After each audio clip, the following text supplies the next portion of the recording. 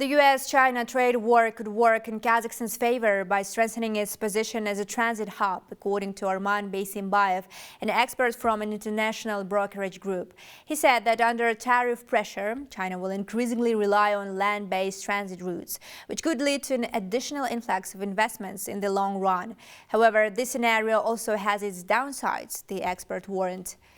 Who stands to benefit from the latest escalation of trade tensions between the world's two largest economies, and what risks does Kazakhstan face?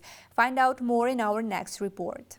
As soon as he took office, President Donald Trump resumed what he had started back in 2016 during his first term, the revival of so-called trade wars. Trump signed an executive order imposing an additional 10% tariff on Chinese goods, on top of the existing duties on Chinese imports. Additionally, a 25% tariff was imposed on goods from Canada and Mexico, as well as on all steel and aluminum imports to the United States. Why? Import tariffs are a cornerstone of Trump's economic vision, experts say. He sees them as a means to drive US economic growth, protect domestic jobs and boost government revenues. However, some analysts argue that the decision to weaponize trade through tariffs will ultimately weaken rather than strengthen the country's influence in the global economy.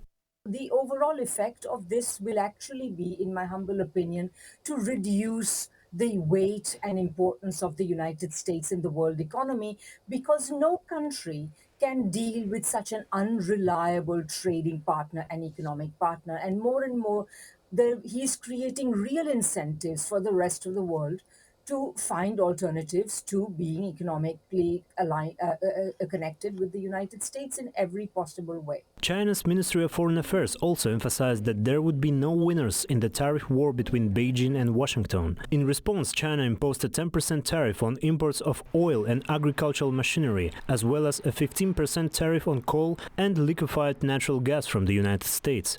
However, experts note that Beijing is treading carefully, aiming to avoid further escalation. China did retaliate with 10 to 15% tariffs on things such as machinery, LNG and oil. They also restricted more rare earths such as tungsten, which is used in X-rays and light bulbs. One of the things that we did not see, though, is a broadside against all U.S. products. China was very selective. We interpret this as China is leaving room for negotiation and also doesn't want to overreact to a 10% tariff by the U.S. Additionally, Beijing filed a complaint with the World Trade Organization against the US, arguing that such measures violate international trade rules and disrupt global supply chains. However, the White House remains resolute and has reacted calmly to China's countermeasures. Furthermore, Trump warned that he could impose additional tariffs on imports of pharmaceuticals and computer chips in the future. Mr. President, what's your reaction to China's retaliatory tariffs? It's fine. It's fine. We're going to do very well against China and against everybody else.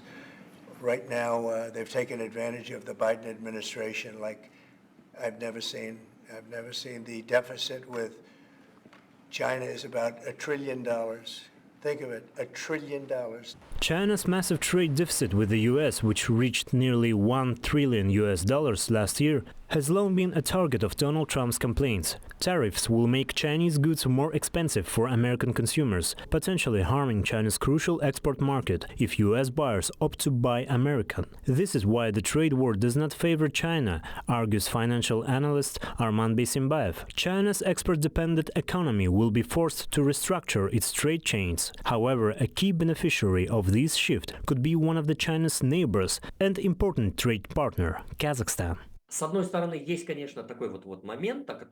one hand, there is an interesting point to consider. China will likely focus more on the land-based transit routes. In this regard, Kazakhstan as a transit country stands to benefit. This is advantageous because it will necessitate the development of infrastructure to accommodate these routes. Around major transit corridors such as the much-discussed New Silk Road, entire cities often emerge, bringing an additional influx of investments. China may well lose access to the US market. In fact, it is highly likely, but it is determined not to lose the European market. The key to maintaining that access lies in the Belt and Road Initiative, which is currently being actively developed to ensure China's continued presence in Europe. Even in this scenario, the experts see some of the downside effects for Kazakhstan as well. The country's status as a transit hub can harm local production as the market becomes flooded with goods passing through. Additionally, the stagnation of China's economy in recent years will also play a role. China will have to endure a painful crisis, one that is already unfolding in various sectors. As the world's largest oil consumer, China's economic downturn poses significant risks. If a crisis hits, its oil consumption will decline, leading to a drop in global oil prices. This aligns with Trump's promise to lower oil prices by pressuring China and triggering an economic slowdown. Demand for oil decreases, with supply outpacing demand and oversupply emerges, ultimately driving oil prices down.